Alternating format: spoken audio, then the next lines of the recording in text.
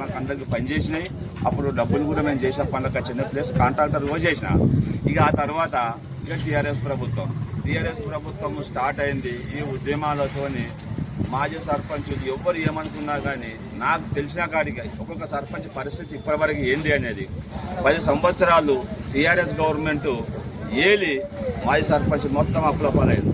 ఎందుకంటే ఉద్యమాల గురించి తిరగడము, చెయ్యడము, చేసిన పనులకు డబ్బులు రాకపోవడము, ఇదే విషయంలో తిరిగినాము. అయితే నా ఉద్దేశం ఎందుకంటే నేను మాజీ సర్పంచ్నై టీఆర్ఎస్ ఈ ఉద్యమం గురించి, తెలంగాణ ఉద్యమం గురించి నేను ఒక 3 ఎకరాల గుడం అమ్ముకున్నా 2 లక్షలకే 2009లో. ఆ తర్వాత సిద్దిపేటలో ఒక 20 ఎకరాల ప్లాట్ అమ్ముకున్నా. నేను ఇంత అమ్ముకున్నా, ఇంత చేసినా నేను రోడ్డు మీకు వచ్చేసాను. కాబట్టి ఎవడు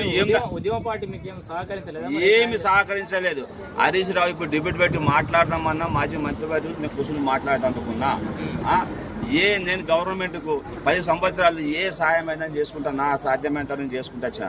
కానీ మాజీ సర్పంచ్లకు ఎవరికి ఏం చేశారు కానీ మాత్రం 90% ఎవరికి ఏం చేయలేదు.